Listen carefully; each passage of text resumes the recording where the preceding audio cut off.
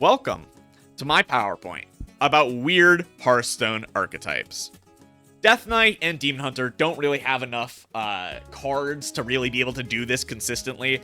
I could have scraped the bottom of the barrel for something for them, but I'd rather talk about some actually funny stuff that we do see in the game, like Mill Druid.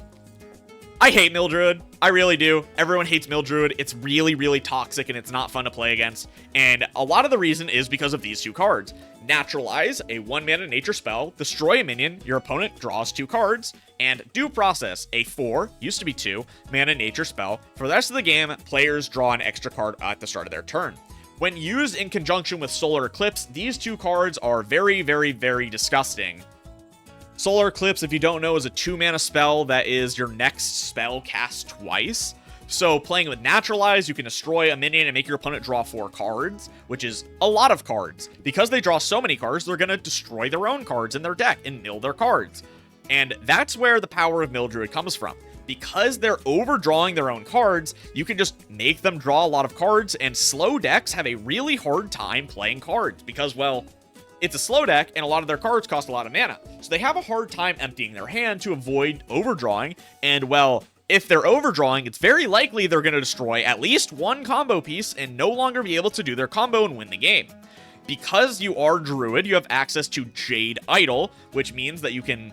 Sorry, if you don't know what Jade Idol is, it is a 1-mana spell that is choose one, summon a Jade Golem. Jade Golems get increasingly +1/+1 bigger for each Jade Golem you summon, up to a max of 60, and then everyone will be 60/60 if I remember correctly.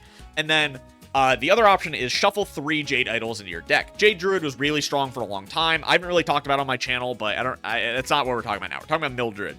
You use Jade Idol to stave off fatigue, and then when, both of you are out of cards, you just use them to build more bigger and bigger green men.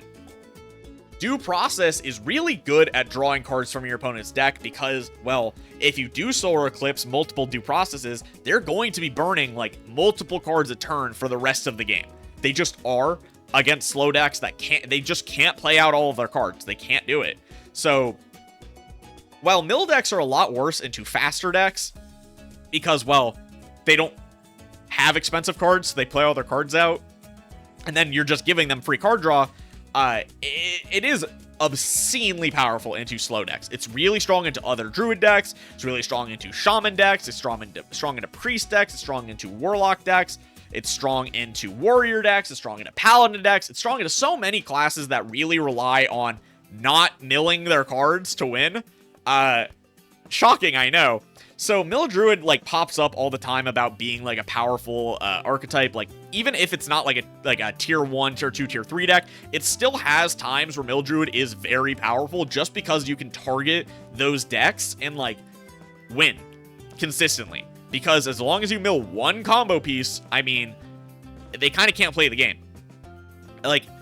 Druid has so many combo pieces that it needs to be able to OTK you in a Reno Druid or a Dragon Druid that if you play Mill Druid against it, you're very, very consistently going to make them lose the game on the spot. And it's really, really powerful.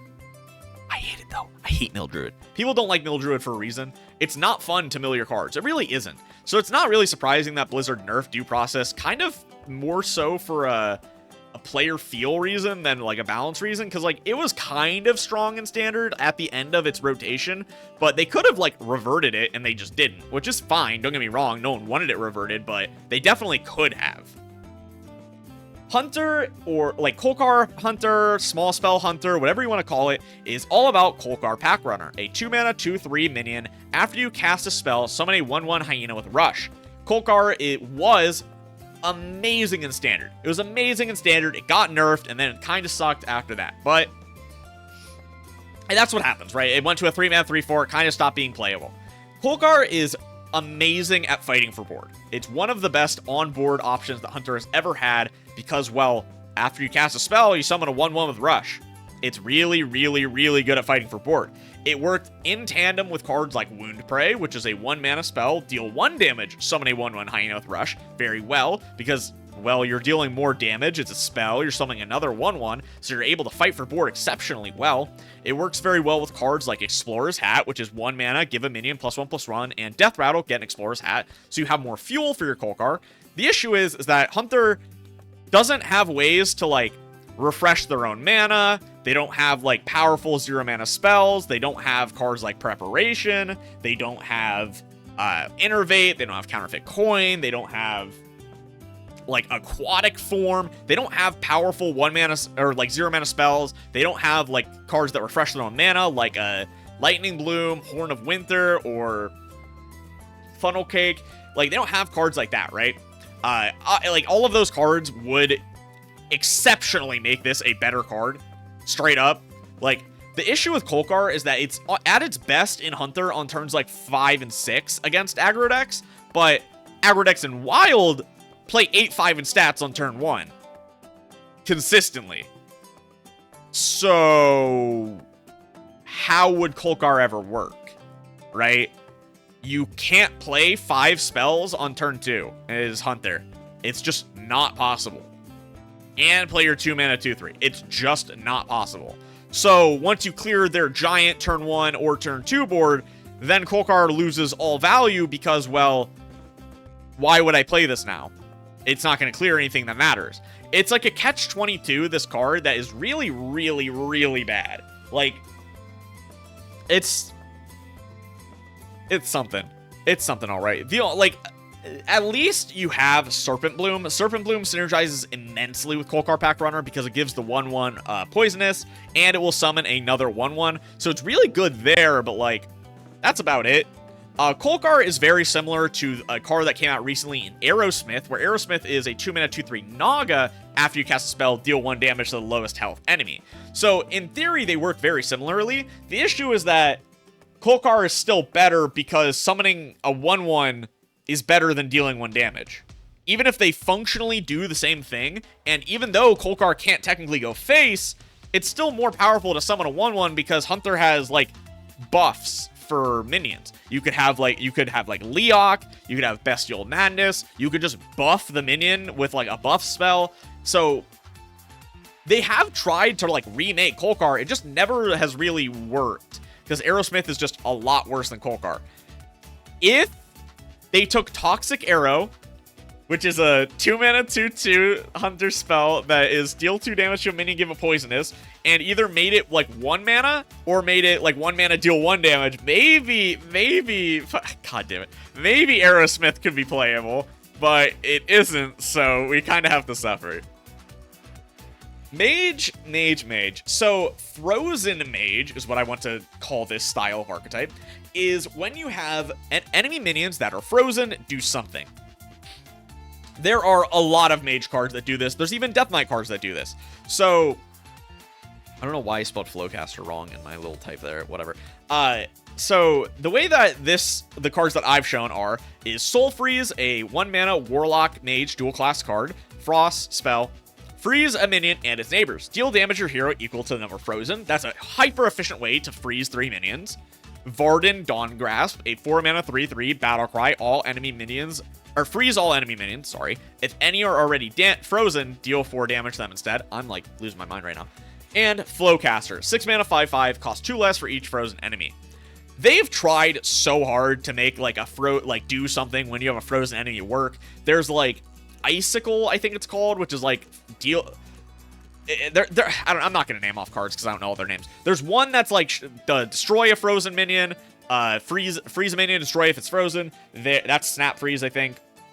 There's one that's like draw a card if there's a frozen minion. All this kind of stuff that really wants to synergize with your opponent having frozen cards. It's just bad. It's just really bad. I'm gonna be honest with you. It's so bad. Freeze cards on their own are very strong. Frost Nova has been one of the most toxic, overpowered cards ever, and like it doesn't even see play. That's just crazy. Like Frost Nova used to be like actually unbalanced back in the day. Even in Wild, if you played Frost Nova in your deck, you basically just said aggro doesn't get to do anything on board for like at least 2 turns, which is really, really, really strong and really toxic. Varden Dawn Grasp has seen plenty of play, even though they are like not even that crazy anymore. Soul Freeze is a really powerful card that again doesn't see that much play anymore because Mage is kind of doing, other degenerate stuff.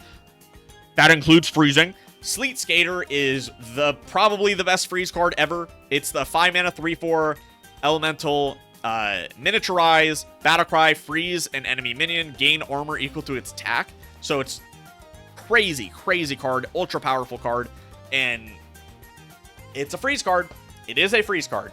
Freeze, like Frozen Mage, like I want to call, there's no real name for it because this is more just like an assortment of cards that should technically be playable together, but just aren't because they've never been strong enough together.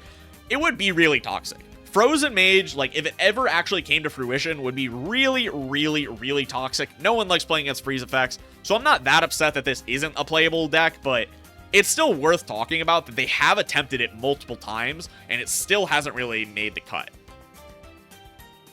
1 health Paladin is kind of similar to the Frozen Mage, right? Individual 1 health Paladin cards have been very good.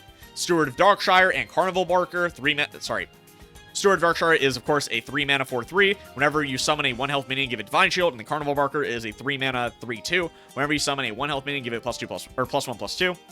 Steward of Darkness used to be a 3/3. It was buffed in Caverns of Time. Both of these cards are actually very good. They've seen plenty of play. Carnival Barker was really good in a lot of odd Paladin lists for a while. Got eventually replaced because they printed better cards. Steward of Darkshire was one of the best cards in odd Paladin for a long time. It only really got replaced in Darkmoon Faire by Lothraxion the Redeemed, which is a 5 mana 5/5 demon with Battlecry for the rest of the game. Whenever you summon a Silverhand Recruit, give it Divine Shield. So, it just instantly was better than Steward of Darkshire. Like, the 1 health minions don't really work as 1 health, like, minion strategy. They work as Silverhand Recruit synergy, the best. That's kind of the issue with this package. They've tried to make this work on numerous different cards. Or like 1 health, 1 attack is what I guess you could call it as well, because Christology is also a card where it's draw 1 attack minions. You have the new card Busybot, which is a 3 mana 3/2 mech that is give all friendly 1 attack minions +1/+1. And you have cards that, we're trying to synergize with 1 health that kind of haven't really that well, like Salet's Pride, which is a 3 mana 3/1 beast with Death Rattle, draw 2 1 health minions from your deck. This card was like only really good when Alliance Bannerman got nerfed from a 3 mana 2/2 to a 3 mana 2/1. It was really good at that point, but otherwise, yeah. And Sandwasp Queen, a 2 mana 3/1 beast, Battlecry, add 2 2/1 Sandwasps to your hand. They tried really hard to make this 1 health style, like, Paladin work during Saviors of Old Doom, and it just hasn't. Like, usually, of all the cards that do mention 1 health, 1 attack, they're typically best when combined with Silverhand Recruits and with tutoring 1 health, 1 attack cards. The actual, like, synergistic side of this 1 attack, 1 health stuff doesn't really happen, doesn't really work.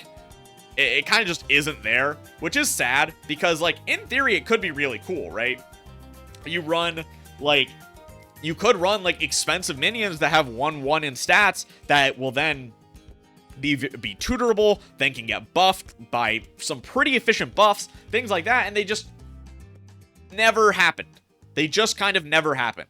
So, although, like, it could be quite cool to see some, like, out there stat lines on minions that make use of having 1 health, we don't ever see it.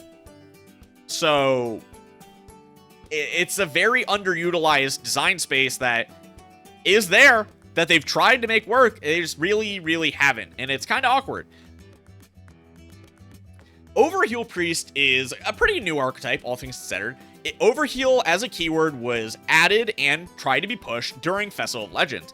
It kind of didn't work for a long time. Like, individual cards were pretty good, but it kind of just didn't really work until you got to Showdown of the Badlands, when you receive cards like Injured Hauler, 3 mana 3/7, Battlecry, deal 4 damage to this minion, Overheal, deal 2 damage to all enemy minions, and Hidden Gem, 2 mana 2/2 elemental, that is a rogue priest dual class card. Stealth, at the end of your turn, restore 2 health to all friendly characters.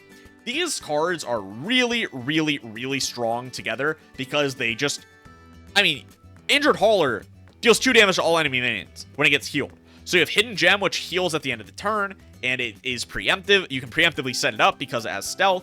You can use the Idol's Adoration, which is the 1 mana weapon, as 2 durability, And it reads, your hero power costs 0. What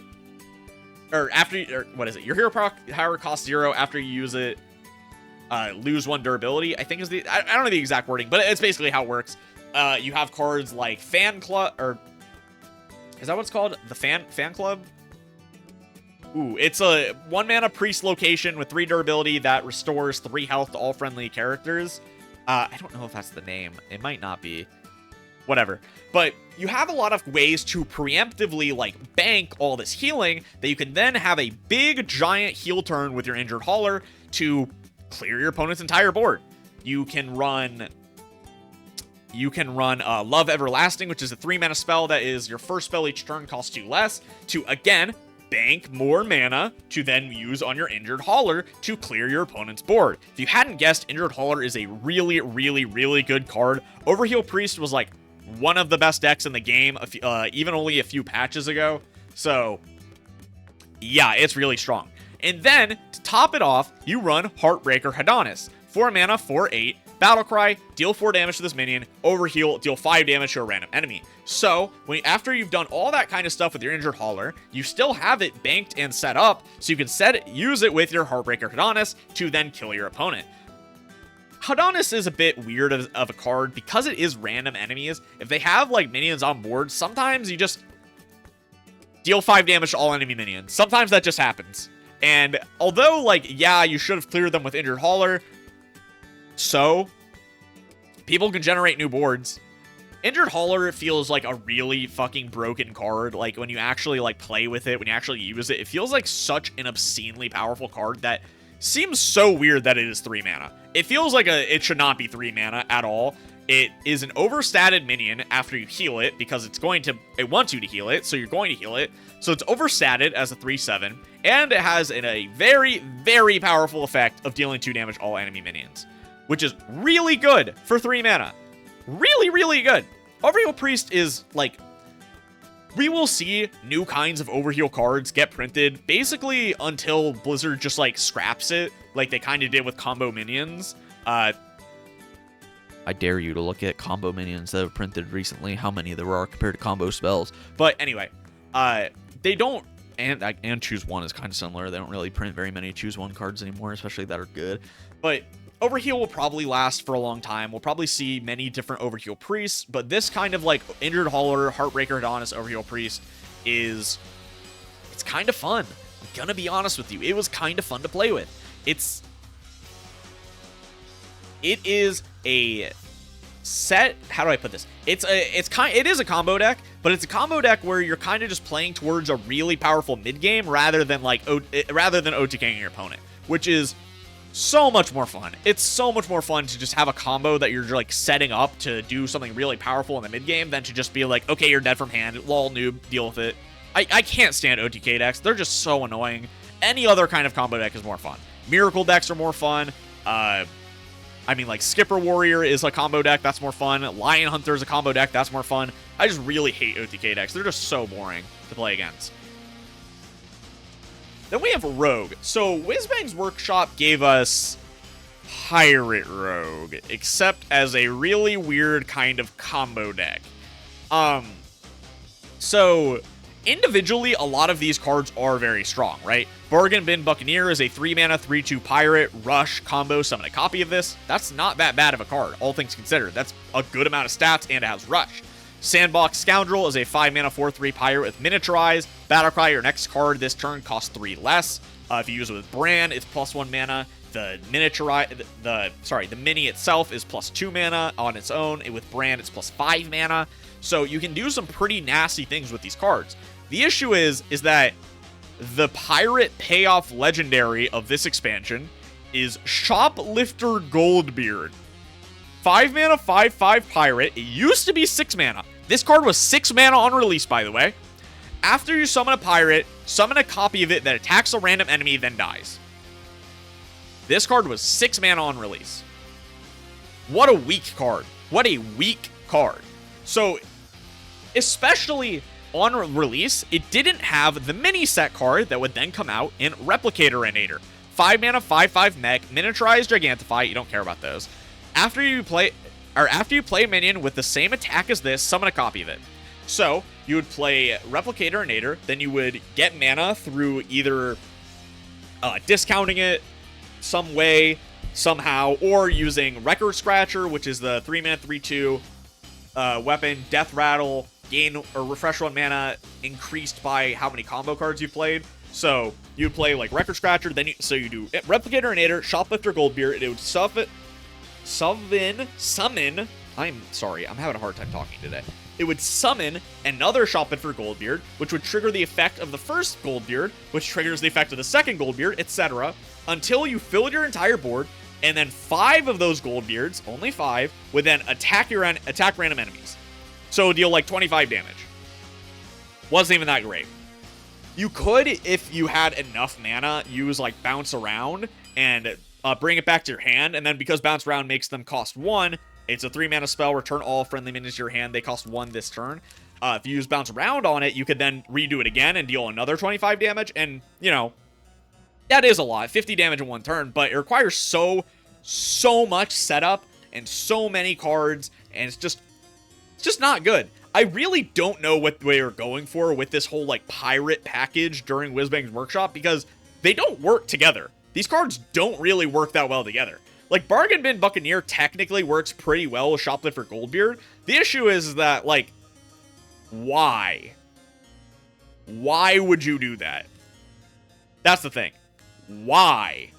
8 mana combo to get 4 3/2s with Rush for 8 mana? What do you actually gain from that? It just, like, kind of doesn't really make any sense. I'm gonna be honest with you. Maybe I'm just, like, misunderstanding what Whizbang's Workshop was trying to go for with Rogue, but, like, they printed a lot of cards that synergize with Pirates, and then the cards don't synergize with each other on their own. So, again, I'm just very, very confused, like, what was actually supposed to be the point of, like, this whole pirate package. Like, in theory, it's really cool. Don't get me wrong. Shoplifter Goldbeard is a cool card. It's just really weak. Like, really, really weak.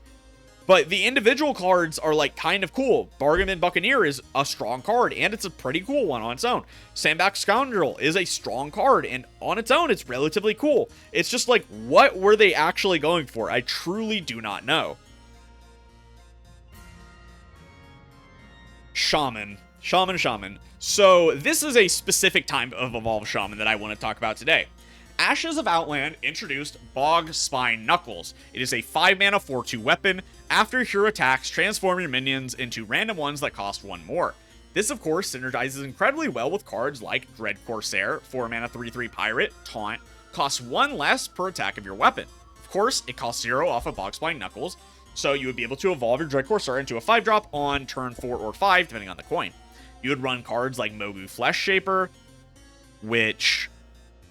Sorry, it was 7 mana, now it's 9. 3/4 Rush, costs 1 less for each minion on the battlefield. Great evolve target at 7 mana. At 9, it's still a pretty good evolve target, but 8 drops are pretty much always better than 10 drops, and it was easier to get out at 7 mana, but it's not that big of a deal, because Bog Spine Knuckles is a weapon. So even if you swing on your Dread Corsair and, like, whatever garbage you have another charge of it, because it's a weapon. So you can do that again with your Mogu Flesh Shaper the next turn, and not be as upset. It's really, really was very strong. To top it off, you had Horde Pillager, 4 mana, 4/2 Pirate, equip one of your destroyed weapons. So, after you've already used up a Bog Spine Knuckles, you can then play another 4-drop, which will give you another copy of Bog Spine Knuckles, so you can evolve it again on that turn into a 5-drop, including all your other cards. You had things like Desert Hare, you had... You had, like, Desert Hare, because it is Ashes of Outlands. You had, I'm trying to think. I'm blanking on the name of the card. I don't know what I was trying to think of. I'm gonna be honest with you. I just spent, like, a solid, like, 5 minutes trying to be like, what card was I thinking? Whatever. Because it was, after 2019 when it came out, you had Lackeys. And Lackeys, of course, if you don't know, there were 7 of them. I'm not gonna list them off. I've listed them off before. I did an entire video on Lackeys as well. But they're 1-mana minions that have good effects, but they're 1/1. So they're really strong at being evolved, because 2-drops are relatively pretty good, especially when, you know, they're cheap. And you had cards like Faceless Lackey, which would summon a 2-drop as its battle cry, so you had even more targets. Boxbind Knuckles and like this kind of Evolved Shaman was really good in both formats. It got nerfed. Boxbind Knuckles was nerfed to a 3/2 weapon so that you couldn't play it with Dread Corsair in the same turn, which was a huge nerf for the deck, and it wasn't really playable after that point. But this is like one of the weirdest kinds of Evolved Shaman because it was good. Evolved Shaman is good every once in a while. Do not get me wrong, but this version was like really good. Really, really good, which doesn't happen often. Evolved Shaman, you know, because it's RNG reliant, sometimes it has breakpoints that need to be, well, made through, right? So if you're evolving cards, it is based on the power level of the card that evolves, Boxbind Knuckles, the cards that you are evolving, Dread Corsair, Horde Pillager, Desert Hare, and it involves the card pool around it. You know, it wouldn't really matter if you have that strong of like if you have like a really strong 4-drop evolve like target that, you know, and a really strong like evolve card if every 5-drop in the meta is like a 2/2 or like really understated and like really bad, right? That would make the evolve cards bad. So it also came in a time that had good targets to evolve into. Ashes of Outlands, because of it had like the primes, it had all those dormant minions which were really overstated. There were a lot, and it was a 4-set meta, so it didn't have as many cards. So it was good. It was really good. Playing this is probably like the only even remotely fun kind of Evolved Shaman in my opinion, and I still don't even like it that much. I'm gonna be honest, there's a reason I didn't put it in my video. This is like the only remotely fun kind of Evolved Shaman because Boxbind Knuckles is a fun card to play with. I'm gonna be so real with you. Individually, Boxbind Knuckles is really cool. It's a good weapon. It deals good damage, and you know, attacking to evolve is just fun. It's more fun than just playing 1-mana evolve. It just is. Boxbind Knuckles feels a lot like better than playing evolve itself, which says a lot about how evolve feels to play. Then we have Warlock. So remember when I mentioned that like people don't like having their cards destroyed, don't like having their cards milled, it's just not fun to play with? Well, mill Warlock. Burning your opponent's, they've tried to push these kind of like burn your card, mill Warlock cards a lot. It's not technically the same as milling because you don't need your opponent to have a full hand, but like whatever, semantics. Cards like Gnome Veratu, a 2-mana 2/3 undead. Battlecry, remove the top card of your opponent's deck. This card used to see a lot of play. It was just a really powerful 2-drop. It saw play in Even Warlock when Even Warlock was really good during Year of the Raven 2018 when, you know, it was in Standard. It saw play in, I think Cube Warlock ran Gnome Veratu as well because it didn't have a tribe at the time. So, like, it was just a pretty good River Croc that had an upside. Gnome Veratu, like, people still run Gnome Veratu in Reno Warlocks in Wild, even if it's a bad card, because, like, sometimes it just wins you the game. Sometimes you hit the 1 in 30 or 1 in 40 and you just win the game. And that's what Gnome Veratu did. Altar of Fire is a 1-mana fire spell. Destroy the top 3 cards of each deck. This card is, like, again, a really troll card because it's usually more powerful to destroy your opponent's cards than destroy your own cards. You usually, like, if you're running a card like this, you're usually not that upset. As well as, when this card came out, they printed a couple cards that went with it. There was the... oh god, what's it called? There's a 3-mana 3/3 with Battlecry, deal 6... or if you have 15 or less cards in your deck, or it might be 10 less cards in your deck, deal 6 damage to a minion, and it has lifesteal. Otherwise, just 3-mana 3/3 with lifesteal. There's a 6-drop that... is like a 6/6 taunt. If you have 10 or less cards in your deck, costs 1. So like Altar of Fire has like its use cases as just like a style of destroy both your opponent and your own cards. And it's not great, don't get me wrong, but Altar of Fire still props up every once in a while because, again, sometimes it just wins you the game. Destroying your opponent's win condition is more beneficial than destroying your like value cards. So Altar of Fire, it does see play. And then we have Ticketus. 6-mana 8/8 demon. Battlecry, remove the top 5 cards from your deck. Corrupt your opponent's deck instead. So Ticketus is one of the most hated cards ever. Because it would consistently be a 6-mana 8/8 and then a 0-mana 8/8 that destroys 10 total cards from your opponent's deck. When you play Yashra the Defiler, which is a 10-mana 10/10 Battlecry, add all the corrupt cards you play this game to your hand, they cost 0. So you would play it with Ticketus, and, well, you would get a 0-mana 8/8 that, again, destroys 5 cards from your opponent's deck. People obviously didn't like that. They obviously didn't like playing against it. So, yeah, it's pretty clear that people don't like playing against decks that mill their cards. It's just not fun to play against. It really isn't. I understand completely. I really do. Where's the fun in not being able to play your own cards? Where is it? I don't really get it, personally, like how it's fun to play these kind of decks, but you know what? Do what you want to do. Cards like this are usually not that great into aggro because, well, again, aggro decks don't really care about, like, milling cards or overdrawing cards or stuff like that because, well, they're not going to play those cards anyway. They just weren't. So it did have, like, its quote-unquote weaknesses, but, like, people don't care when things are weak to aggro. They only care when they're weak to slow, grindy control decks. And then we have Amalgam Warrior. Amalgam Warrior is peak deck building. You give the Adaptive Amalgam buffs to make it larger. You give it Charge with Charge, so it gets +2 attack and Charge. You give it Wind Fury with Sailboat Captain, which is a 3-mana 2/4 pirate with Battlecry. Give a friendly friendly pirate Wind Fury.